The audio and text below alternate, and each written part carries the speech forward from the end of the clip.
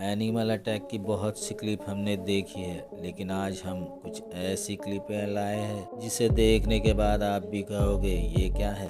Wild beast और crocodile attack हमने कई बार देखा है, पर यही क्रोकोडाइल छोटा हो तो क्या होगा। जहां जेब्रा अपने बेबी को नहीं बचा पाता तो वह दूसरे जानवर के बेबी को क्यों रोन देता है। यही नहीं, कोकेस हार्ट बीस्ट शेर से बचने की पूरी कोशिश कर लेता है। पोपी एंटीलोप अकेले घूमते हुए खुद को कितनी मुसीबत में डाल देता है, तो राइनो भी भैंसों के सामने आ जाता है। क्या होगा जिसके बाद यही भैंसा शेर के सामने आ जाए। तब तो वीडियो शुरू करते हैं, मगर वीडियो में आगे बढ़ने से पहले आप भी जंगली जानवर को प्यार करते हैं तो चैनल को लाइक सब्सक्राइब कर ही दीजिएगा। इस तालाब में प्यास बुझाने आए वाइल्ड बीस्ट छोटे मगरमच्छ को देख नहीं पाते।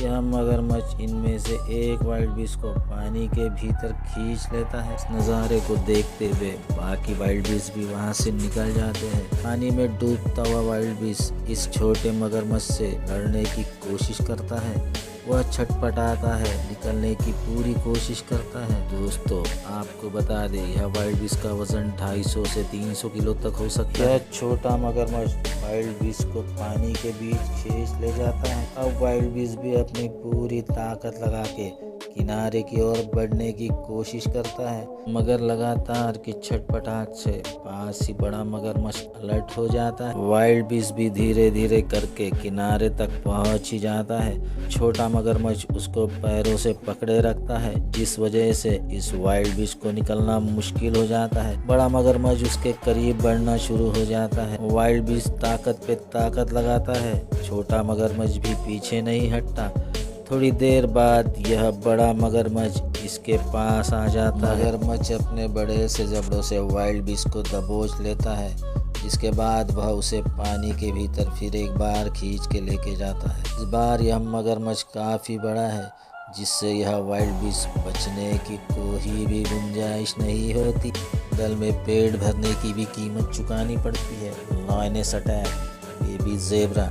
एकांत में जेब्रा का झुंड घास चल रहा होता है। इस झुंड में बेबी जेब्रा भी होता है, जो आसान शिकार है, जिसको टारगेट करती हुई लायनेस रफ्तार पकड़ लेती है। वह बड़ी रफ्तार से इस बेबी जेब्रा की ओर बढ़ती है, जिसे देख बाकी जेब्रा भी वहां से भाग खड़े होते हैं, मगर इसका टारगेट तो यह बेबी जेब्रा है, जिसे वह भागकर आखिरकार दबोच ही लेती है। जंगल में हमेशा शिकारी प्राणी ही कत्लेआम मचाते हैं, ऐसा नहीं है। इस जेब्रा को ही देख लीजिए, जो इस कोकेस हार्ट बीस्ट के बच्चे के पीछे पड़ जाता है, जिसके बाद यह हार्ट बीस्ट इसे बचाने के लिए इन पर टूट पड़ता है।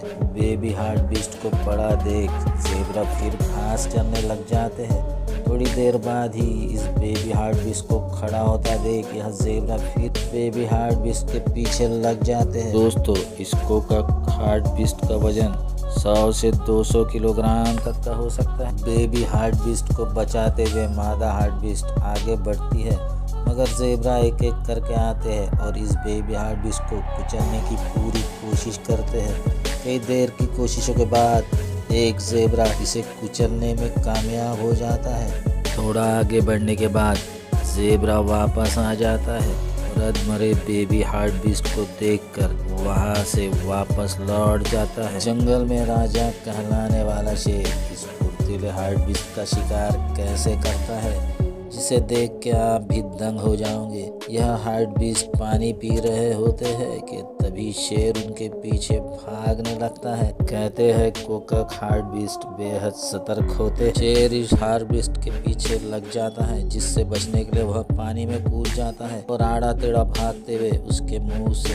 निकल जाता है। तो शेरों में सबसे अधिक शिकार शेरनी ही करती है। भागते भागते यह हार्ट बीस्ट इस पानी से भरे गड्ढे में कूद जाता है, जिसे पार करते ही शेर भी उसके पीछे आ जाता है और इस हार्ट बीस्ट को पकड़ ही लेता है। हार्ट बीस्ट भी बचने के लिए छटपटाता है।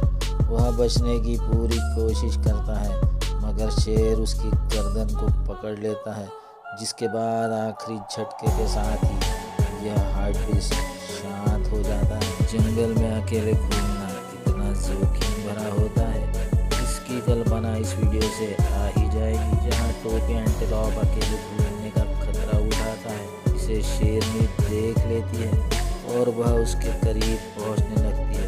एंटीलॉप उसे अपने पास आता हुआ देख हड्डियों के तरफ बढ़ता है, मगर यह शेरनी भाग कर आके इस टोपी एंटीलॉप को उछालते हुए पकड़ ही लेती है। कहते हैं इन शेरों का झुंड काफी बड़ा होता है। इनके झुंड में कई मादाएं होती है। देखा गया है एक से ज्यादा नर भी हो सकते हैं। शेरनी को शिकार करता हुआ देख झुंड के बाकी सदस्य भी धीरे धीरे कर पास आना शुरू हो जाते हैं, मगर यह टोपी एंटीलॉप बेहद ताकतवर है जो इनके बस में नहीं आता।